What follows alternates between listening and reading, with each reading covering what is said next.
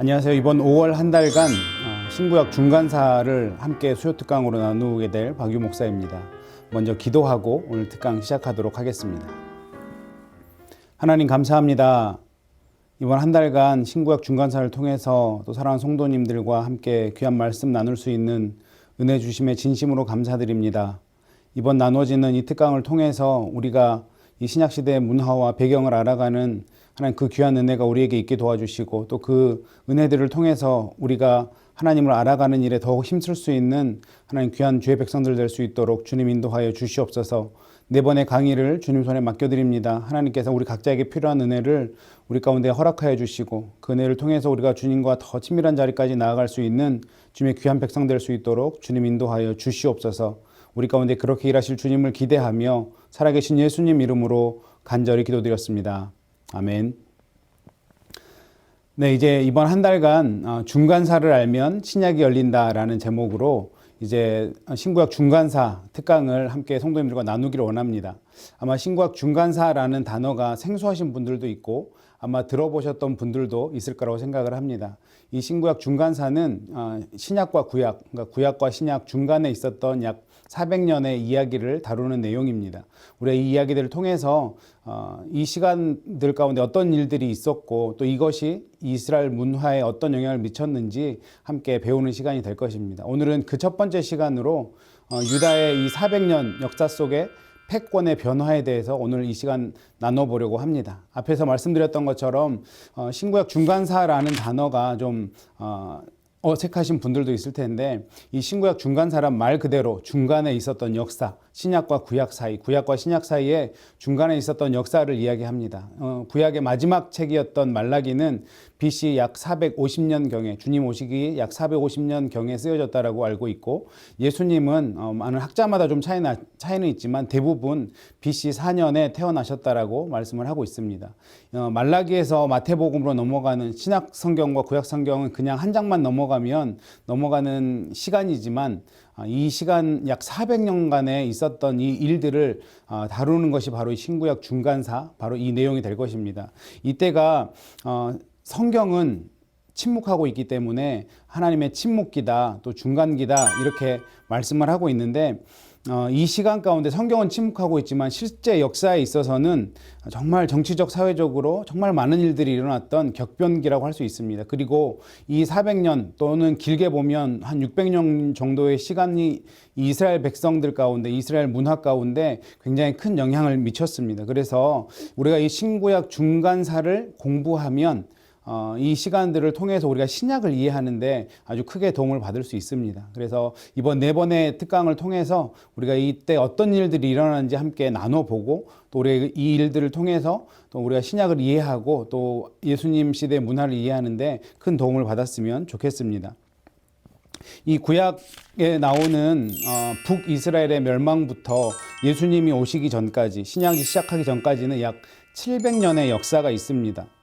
그리고 이것을 학술적으로는 제2성전기라고 부르는데 이 700년 정도보다 조금 덜 된 한 600년 정도 스룹바벨 성전이 세워지고 또 신약에 와서 AD 70년에 헤롯 성전이 무너지기 전까지 약 이 기간을 제2성전기라고 하는데 이 700년, 짧게 보면 600년의 기간이 이스라엘 역사에 또 이스라엘 문화에 굉장히 중요한 영향을 미치게 되는 것입니다. 정치와 사회 그리고 이 문화에 엄청난 변화를 가져오게 되는 시기가 이 시기이기 때문에 우리가 이때 어떤 일들이 일어났는지 우리 머릿속에 잘 이해를 하고 있으면 신약을 이해하는데 크게 도움이 될 수 있다는 것이죠.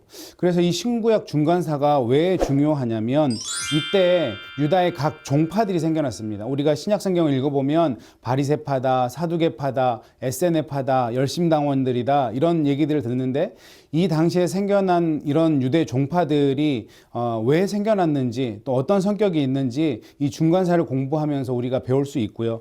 또한 이 신약시대 사람들은 이 중간사에 많은 영향을 받았기 때문에 이 사상과 문화 그리고 이런 것들이 중요한 자료가 됩니다. 또한 이 예언, 구약에 나왔던 예언들이 어느 정도 성취가 되는 부분이 바로 이 중간사에 일어났던 기간입니다. 그래서 이 신구약 중간사가 우리가 많이 접하지는 못하지만 반드시 공부해야 되는 이유가 바로 여기에 있는 것이죠. 그리고 신구약 중간기에 대해서는 성경에서는 자세한 언급이 없지만 하나님은 세계의 일반 역사를 통해서도 말씀하시는 분이기 때문에 이 당시에 일어났던 어떤 그 격변기의 역사도 우리가 배우면서 정말 하나님이 어떻게 일해 오셨는지 우리가 배울 수 있게 될 것입니다.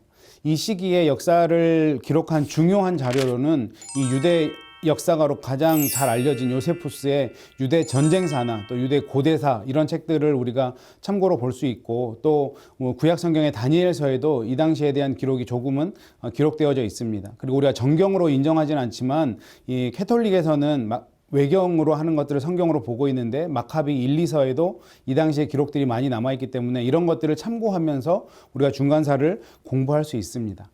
앞에서 제가 처음에 언급해 드렸던 것처럼 중간사가 그럼에도 불구하고 낯설고 어려운 이유가 있는데 아무래도 그 이유는 우리나라의 우리 한국 분들 중에 중간사에 대해서 집중적으로 아주 잘 공부하셨던 분들이 그렇게 많지 않았기 때문에 아마 한국말로 된 책들도 아주 많지 않았습니다. 또한 설교 시간에도 자주 언급되지 않는 내용이기 때문에 이 중간사가 굉장히 낯설고 또 어렵게 느껴지지만 고무적인 것은 요 최근 한 10년 정도 우리 기독교 문화에서 정말 많은 책들이 성경 읽기에 관한 많은 책들이 나오고 있는데 그 책들이 이 성경 읽기를 하면서 이 중간사에 대해서 반드시 얘기하고 또 이것들을 우리 일반 평신도들이 함께 나누면서 또 배우고 있다는 사실은 굉장히 고무적이라는 생각도 듭니다. 또한 저희 교회에서 지금 진행하고 있는 성경 일독학교에서도 구약에서 신약을 넘어가는 이 사이에 이 성경 중간사를 1시간 할애해서 공부하는 걸로 알고 있습니다. 그래서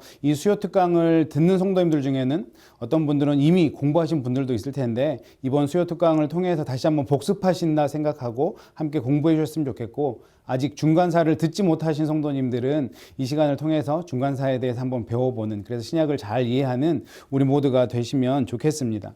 그래서 제가 이 신구약 중간사를 4번에 걸쳐서 함께 나누려고 하는데요.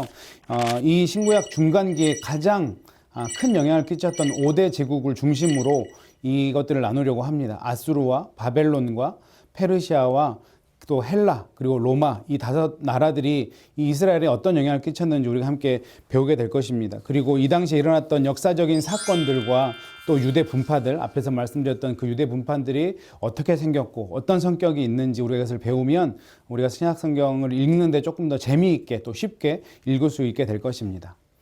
자, 우리가 이제 이 신구약 중간사를 공부하기 전에 먼저 살펴보면 좋겠는 것은 무엇이냐면 이스라엘의 간략한 역사를 먼저 살펴보기를 원합니다. 먼저 왕국 시대죠. 주전 10세기경에 사울과 다윗과 솔로몬이 약 40년씩 이스라엘 나라를 다스리며 통합 왕국을 다스렸고 솔로몬 다스림 이후에 이제 이스라엘은 두 나라로 나뉘게 됩니다. 북이스라엘과 남유다로 나누게 되는데요. 북이스라엘은 200년 정도 이렇게 유지되다가 BC 722년에 아수르에 의해서 멸망을 하게 되고 남유다는 BC 586년에 바벨론에 의해서 멸망하게 됩니다. 아마 여기까지는 대부분 그래도 몇 번 이상은 설교를 통해서라든지 성경 공부를 통해서 배우셨을 거라고 생각을 합니다. 그렇게 바벨론에 의해서 멸망을 하게 되고 그렇기 때문에 바벨론에 잡혀가서 포로 생활을 하게 되는데 이 바벨론은 또 페르시아에 의해서 멸망을 하게 됩니다. BC 539년에 이 바벨론이 멸망하게 되는데 그렇기 때문에 자연스럽게 또 이 이스라엘 백성들이 페르시아의 포로로 잡혀가서 페르시아의 지배를 받게 되는 것이죠. 그런데 페르시아의 왕이었던 고레스 왕이 다시 이들을 자기의 본토로 돌아가게 하죠. 그것이 BC 536년이고 그래서 스룹바벨 성전이 516년에 주전 516년에 완공이 되는 것을 우리는 잘 알고 있습니다. 그리고 이 사건을 학계 선지자가 언급을 하고 있고 또 이때 함께 활동했던 사람들이 에스라와 느헤미야 그리고 스가랴와 말라기 선지자도 이 당시에 활동하던 사람들입니다. 이 말라기 이후 이 유대 사회는 페르시아와 이 알렉산더, 이 헬라의 지배를 받게 되는데 BC 3세기에는 이집트의 프톨레마이오스 왕조에게 지배를 받고요. 또 BC 2세기에는 이 셀러우코스 왕조의 지배를 받습니다. 다른 말로 바꾸어 해서 드리면 유다 사회는 이미 수백 년간 외세의 지배를 받고 있었다. 많은 영향들을 받고 있었다. 이렇게 말씀드릴 수 있는 것입니다. 그러다가 이 특별히 셀레우코스 왕조의 안티오쿠스 4세라는 사람이 있는데, 이 사람이 주전 168년에 굉장히 유대 민족들, 특히 유대 종교를 탄압합니다. 유대 종교를 탄압하면서 안식일과 할례를 못 지키게 하고요. 유대 율법을 지키지 못하게 합니다. 특별히 성전을 더럽히는 일을 이 안티오쿠스 4세가 하게 되는데, 율법에서는 허락하지 않는 돼지로 제사를 드리게 한다든지 이런 식으로 굉장히 유대 사람들을 탄압을 했기 때문에, 이때 이제 유대 사람들이 이제 난 더 이상 못 살겠다 하고 혁명을 일으키는데, 그것이 바로 한 번쯤은 들어보셨을지 모를 마카비 혁명이라는 것입니다. 이 마카비 혁명은 이 유대 문화를 이해하는데 굉장히 중요한 분수령이 되는 그런 사건입니다. 그래서 이 마카비 혁명 우리가 나중에 좀 더 구체적으로 배우게 될 텐데, 이 마카비 혁명을 잘 기억하셨으면 좋겠고, 이 혁명이 성공을 하죠. 그래서 이스라엘 백성들이 성전을 다시 되찾게 되고 성전을 다시 정결하게 했다, 깨끗하게 했다라는 데서 이 수전절이 시작되게 되었고, 이 수전절은 지금도 유대 사람들이 지키고 있습니다. 특별히 아마 한 번쯤 카드 사러, 요즘에도 카드 그 가게를 가보시면 하누카라는 카드를 보신 적이 있는지 모르겠습니다. 이 하누카가 바로 이 수전절입니다. 그래서 이 이스라엘 사람들은 자기의 성전이 다시 깨끗하게 된 것을 굉장히 기념하는데, 그것에 힘이 되었던 것이 바로 이 마카비 혁명입니다. 우리가 뒤에 가서 조금 더 구체적으로 배워보도록 하겠습니다. 그렇게 이 유다의 마카비 가문이 약 한 100년 가까이 이제 이스라엘을, 외세의 지배를 받다가 이스라엘을 통치하게 되는데, 이 마카비 가문이 바로 이 하스몬 왕조라고 부르게 됩니다. 이 하스몬 왕조는 정치, 종교의 권력을 독점했기 때문에 이스라엘 백성들, 특별히 신약을 살아갔던 그 백성들에게는 굉장히 많은 영향력을 끼쳤던 가문이 바로 이 하스몬 왕조입니다. 그리고 이 하스몬 왕조가 BC 63년에 이제 로마의 지배를 받게 되면서, 우리가 신약 시대 때, 우리가 신약 성경을 읽으면 유다가 로마의 지배를 받게 되는 장면이 나오기 때문에 이제부터는 조금 익숙하다고 할 수 있는데, 이 로마가 유배를 지배했던 이 시작이 BC 63년 로마의 폼페이오스 장군이 유다를 함락하면서 이제는 유다는 로마의 지배를 받게 되는 것이죠. 이렇게 이 5나라의 지배를 받았던 이스라엘이 이때 지배받으면서, 외세 침략을 받으면서 또 지배를 받으면서 받았던 많은 영향력들이 어떤 역사를 가져왔는지 우리가 구체적으로 한나라 한나라 배워보기를 원합니다. 네, 이제 5대 제국 중에서 첫 번째 나라였던 이 아수르에 대해서 함께 우리가 공부를 해보도록 하겠습니다. 원래 이 중간사가 말라기 이후에 400년 정도 되는 기간을 중간사라고 하는데, 저희가 한 달 동안 4번에 걸쳐서 강의를 나눌 수 있기 때문에 제가 조금 더 긴 시간을 잡았습니다. 그래서 아수르부터 공부하면 약 700년에 가까운 시간이 되는데, 이 시간을 함께 공부하는 게, 기회가 있을 때 함께 공부하는 것이 도움이 되겠다고 생각해서 아수르부터 저희는 공부를 하도록 하겠습니다. 앞에서 말씀드렸던 것처럼 BC 930년경에 북이스라엘과 남유다로 나뉘게 됩니다. 이 북이스라엘과 남유다로 나뉘면서 우리가 잘 알고 있듯이 이 두 왕국은 하나님을 떠나서 우상을 숭배하고 온갖 불의를 저지르면서 점점 더 타락해 갔습니다. 하나님이 이 두 나라가 하나님께로 돌아오기를 바라는 마음에 참 많은 선지자들을 이 두 나라에 보냈는데, 이 두 나라는 끝내 그 하나님의 음성을 듣지 않았죠. 그리고 북이스라엘이 아수르에 의해서 BC 722년, 주전 722년에 멸망을 당하게 되었습니다. 이 북이스라엘을 멸망하게 한 나라가 바로 이 아수르이죠. 이 아수르에 많은 왕들이 있는데, 성경에 나오는 왕이 누구냐면 디글랏 빌레셀 3세라는 왕입니다.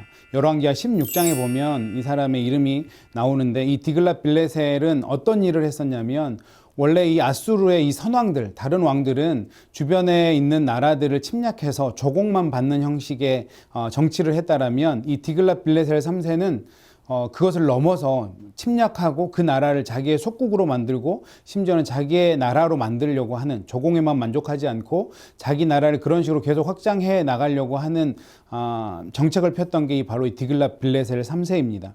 이 디글랏 빌레셀 3세가 있을 때 북이스라엘 왕은 베가 왕이었는데요.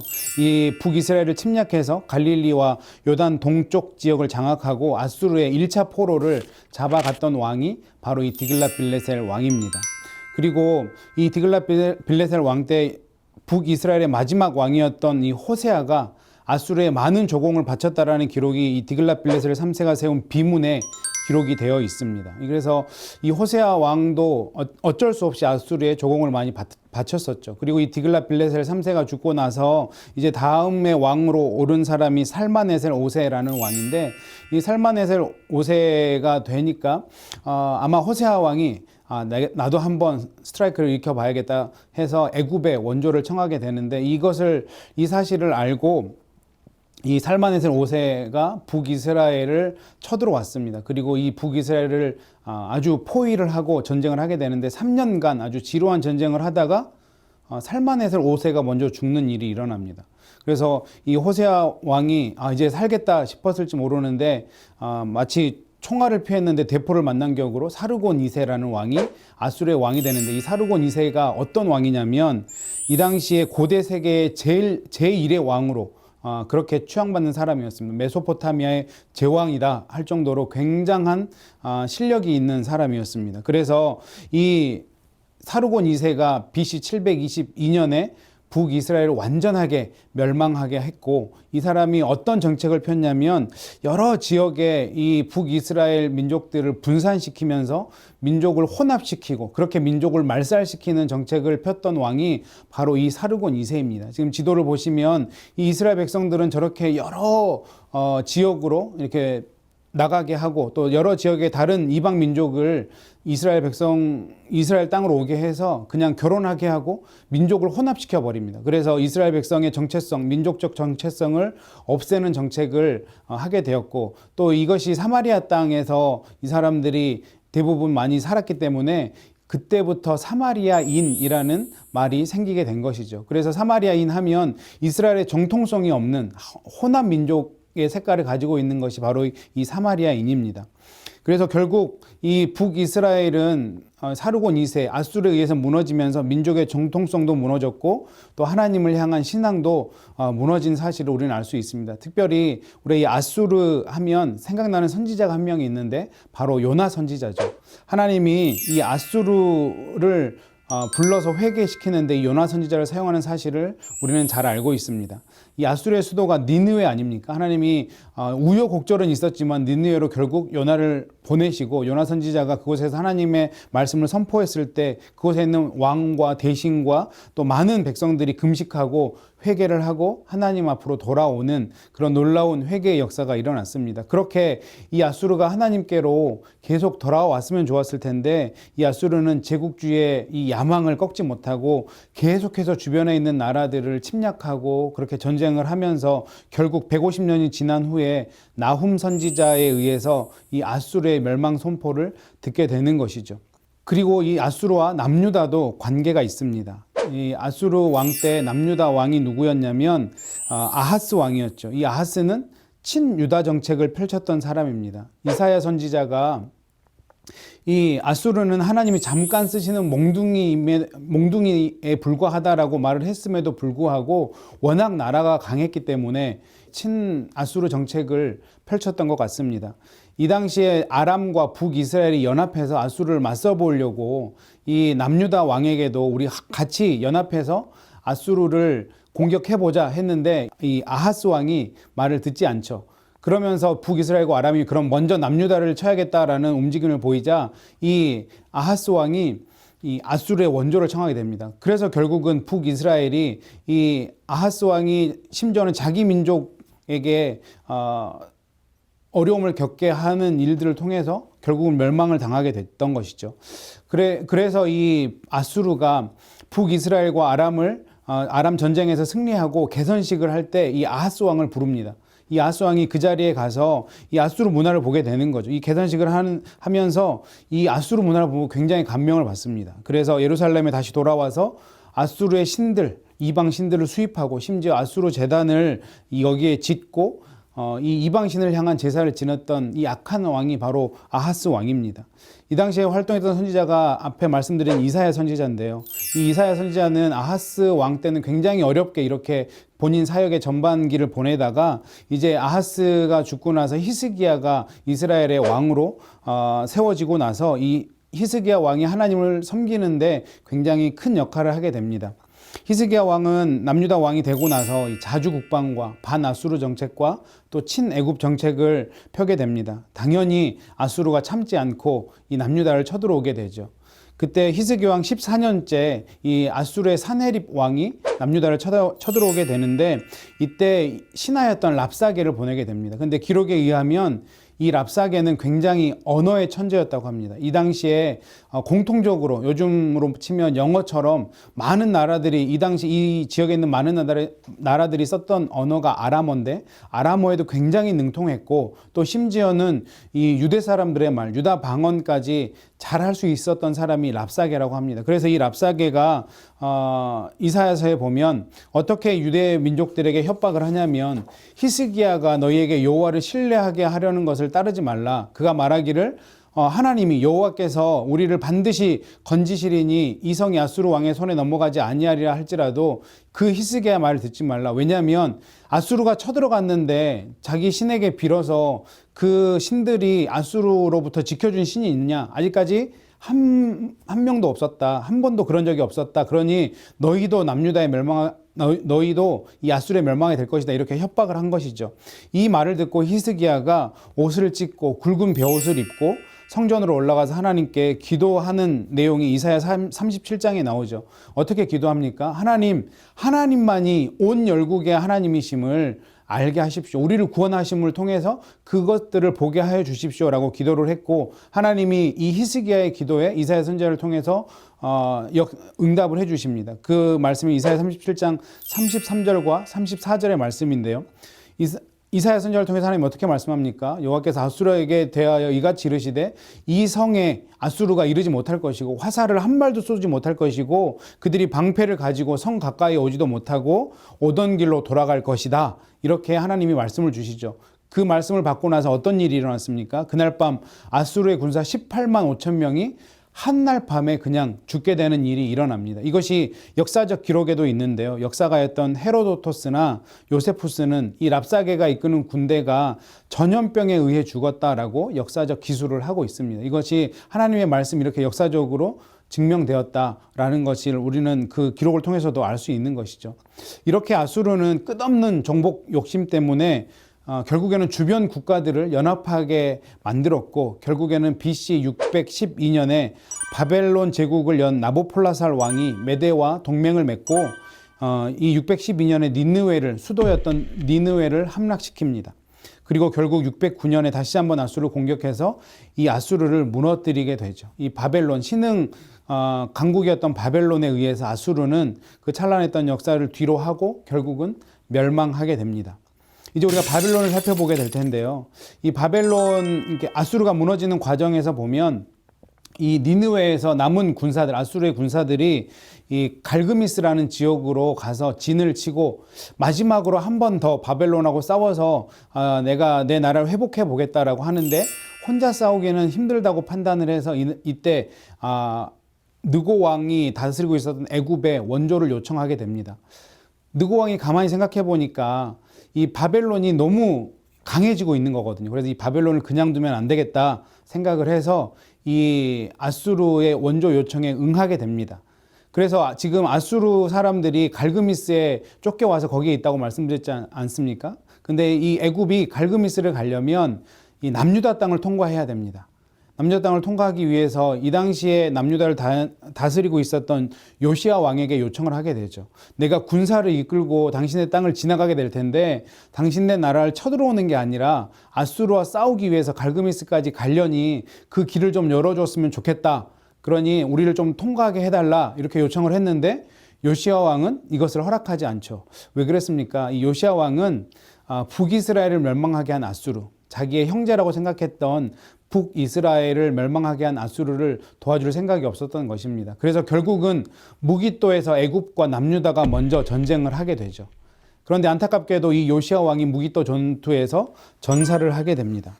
이 요시야 왕이 어떤 사람입니까? 남유다를 30년간 다스리면서 이 남유다에 평화를 주었던 또 신앙 개혁을 했던 굉장히 좋은 왕이었는데 이 무기또 전투에서 또 하나님의 어떤 계획에 따라서 전사를 하게 됩니다. 결국 애굽은 무기토 전투에서 남유다를 물리치고 갈그미스로 올라가게 됩니다. 그래서 아수르 군대와 연합해서 바벨론과 맞서서 싸웠지만 바벨론이 워낙 강했기 때문에 이 전쟁에서 승리하지 못합니다.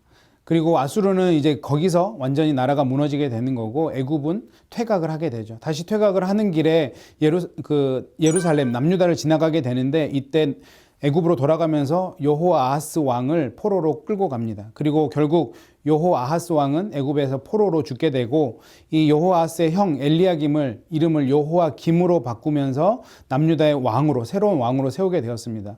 당연히 애굽에 의해서 왕으로 세워졌기 때문에 이 여호아김 왕은 친애굽 정책을 쓸 수밖에 없었죠. 애굽이 이 전쟁에서 이기지 못하고 분했는지 BC 605년에 다시 한번 나라와 군대를 재정비하고 갈그미스로 올라가서 바벨론과 전쟁을 합니다. 이때 바벨론의 왕이 우리가 잘 알고 있는 느부갓네살 왕입니다. 근데 이 전쟁에서도 바벨론이 승리하게 되죠. 그래서 바벨론 이 당시까지는 친애굽 정책을 써서 애굽의 거의 속국처럼 살았던 남유다가 이제는 바벨론의 속국이 되게 됩니다. 그리고 이 느부갓네살 왕이 예루살렘을 침공해서 1차 포로를 바벨론으로 잡아가게 되죠. 이것이 1차 포로인데 이 당시에 잡혀갔던 사람들 중에 다니엘과 세 친구가 있습니다.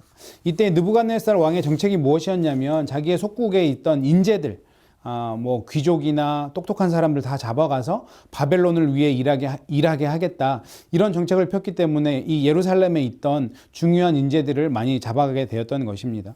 그리고 나서 이 느부갓네살 왕이 이 애굽을 계속 두면 안 되겠거든요. 그래서 다시 한번 BC 601년에 애굽을 다시 한번 쳐들어갑니다. 그래서 애굽 경계 지역에서 애굽과 싸움을 하게 되는데 이때도 싸움의 승패를 가르지 못합니다. 그리고 나서 바벨론도 다시 자기의 수도로 돌아가는데 이때 다시 한번 예루살렘을 침공해서 2차 포로로 예루살렘 백성들을 잡아가게 되고 이 2차 포로에는 우리가 잘 아는 에스겔 선지자가 함께 하게 되었습니다. 그래서 에스겔 선지자도 포로로 잡혀가게 돼서 이미 먼저 바벨론에 잡혀온 유다 백성들에게 하나님께서 이 이스라엘 백성들을 회복하게 하실 것이다 라고 선포케 하셨는데 바벨론에 잡혀왔던 많은 동족들이 이 에스겔 선지자의 말을 듣지 않았습니다. 이렇게 계속 어려운 상황을 남유다가 겪고 있었는데 이 마지막 왕이었던 이 시드기야 왕이 아주 무능한 왕이었습니다. 이렇게 나라는 어려움에 처해 있는데 이 남유다는 여전히 친애굽파와 친바벨론파로 갈려서 계속해서 싸우고 있는 거죠. 이때 활동했던 선지자가 바로 눈물의 선지자인 예레미야 선지자입니다. 예레미야 선지자가 우리는 바벨론에 항복해야 됩니다 라고 선포를 했음에도 불구하고 그 당시에 활동했던 많은 거짓 선지자들이 하나님이 우리를 회복시키실 것이기 때문에 우리는 여전히 지금처럼 애굽과 잘 지내면 된다 이렇게 얘기를 하게 되고 예레미야는 오히려 마치 바벨론의 앞잡이와 같은 취급을 당하게 되고 억울한 상황을 많이 당하게 됩니다.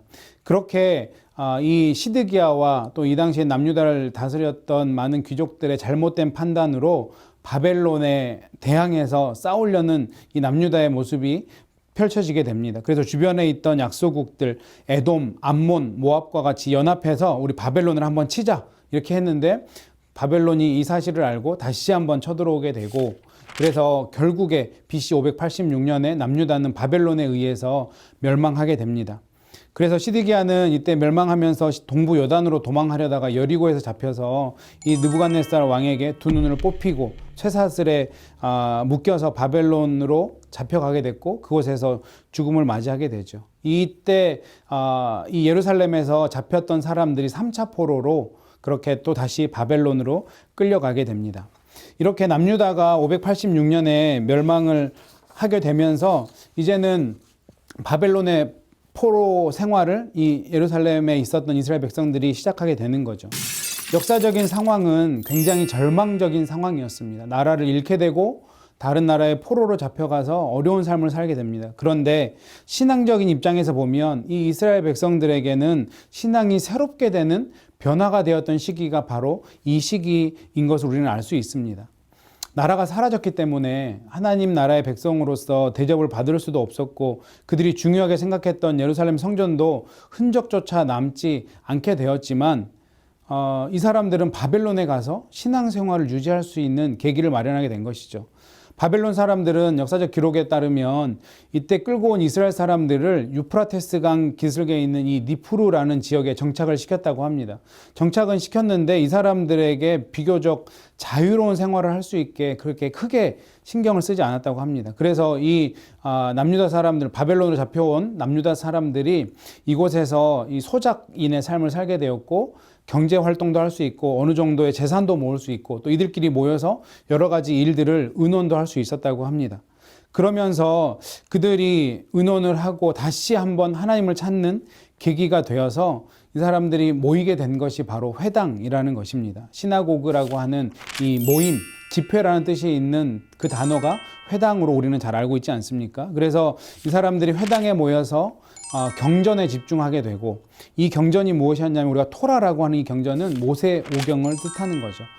이 말씀을 모여서 읽다 보니까 하나님이 이스라엘 백성들에게 주셨던 말씀, 내가 온 민족의 복의 근원이 너희 민족이 되게 하겠다라고 약속했는데 지금 자신의 형편들과 너무 다른 걸 발견하게 됩니다. 그러면서 왜 우리가 이렇게 되었을까를 자각하게 되었고, 그러다 보니 그동안 하나님께서 보내셨던 선지자들의 그 외침에 우리가 너무 그 외침에 응답하지 않았구나, 그 외침을 듣지 않았구나 라고 생각하고 선지자들의 글들을 모으게 되었습니다. 그래서 지금 그 선지자들의 글들을 모았던 것이 우리가 읽고 있는 선지서들의 시작이 되었던 것입니다. 그래서 이 이스라엘 백성들이 바벨론으로 잡혀갔지만 그곳에서 그들이 모이게 되고 또 그곳에서 회개하는 역사가 일어나는, 신앙적으로 보면 이들이 다시 한번 하나님께로 돌아오는 놀라운 계기가 되었다라는 것을 알게 되었습니다. 이들이 회당으로 모여서 그들이 말씀을 나눌 때 랍비라는 사람들, 선생이라고 부르는 그 랍비라는 사람들이 생기기 시작했고, 구약시대 예전에는 제사장이 이스라엘 백성의 영적인 지도자였다면 이제는 랍비가 이스라엘의 영적인 지도자가 되어서 생기기 시작했고, 또 이 회당 예배가 정착되면서 안식일을 지키는 개념이 이제 이 유대 민족들에게 확고해지는 시점이 바로 이 바벨론 포로 시점부터 시작되었다고 우리는 알 수 있는 것입니다. 이 당시에 이 바벨론에 잡혀온 사람들이 남유다 백성만 있었던 것은 아니었습니다. 다른 여러 민족들도, 약소국들이 잡혀와서 포로 생활을 했기 때문에 이 바벨론에서 이 남유다 사람들을 보고 유대인이라고 부르기 시작했습니다. 그래서 유대인이란 말이 이때부터 시작되었던 거고, 자연스럽게 이들이 믿는 종교는 유대교가 되었던 것입니다. 구약시대 이스라엘 민족이 애굽에서 노예 생활을 할 때 애굽 사람들은 이 이스라엘 백성을 히브리인이라고 불렀습니다. 그리고 나서 가나안으로 가고 나서 스스로를 이스라엘인이라고 불렀고, 또 이제 북이스라엘이 아수르에 멸망하게 되었을 때 그 북이스라엘들은 사마리아인이라는 명칭으로 불리게 되었는데, 이 남유다 사람들은 바벨론으로 와서 이제 유대인이라고 불리게 되었던 것이죠. 이 바벨론의 포로가 된 유대인들은 비록 소수였지만 그래도 이들이 이스라엘 조상이 믿었던 이 신앙의 전통성을 유지했고, 또 이방 민족과 섞이지 않았다는 민족적 정통성을 유지했기 때문에 이 유대인들은 자신감이, 또 이 자긍심이 굉장했던 것이고, 신약에 와서 보면 이 유대 사람들이 사마리아인들을 개 취급한다고 했던 그 이유가 바로 여기에 생겨났던 것이죠. 너희들은 이방 민족과 섞인 사람들이다, 우리의 종교도 버렸던 사람들, 이방을 섬겼던 사람들이다, 이렇게 생각하면서 그들을 개 취급하는 문화가 여기서부터 이렇게 시작된 것입니다. 오늘 이렇게 우리가 이스라엘의 간략한 역사와 아수르와 바벨론 역사를 함께 배우게 되었는데요. 우리가 이런 이야기들을 나누면서 한 가지 생각해 볼 수 있는 것들이 무엇이냐면, 정말 이 당시를 주름잡던 강대국들이 일어나게 되고, 또 그 강대국도 어느 순간에 가서는 망하게 되고, 또 다른 강대국이 일어나고, 또 다른 강대국이 망하게 됩니다. 그렇지만 이 전 세계의 역사, 전체 역사를 볼 때 망하지 않는 한 나라가 있는데 그것은 바로 하나님의 나라라는 것이죠. 저와 여러분은 하나님 나라에 속한 하나님의 백성들입니다. 그 하나님 나라의 백성들의 자부심으로 우리가 이 땅을 살아가야 할 것입니다.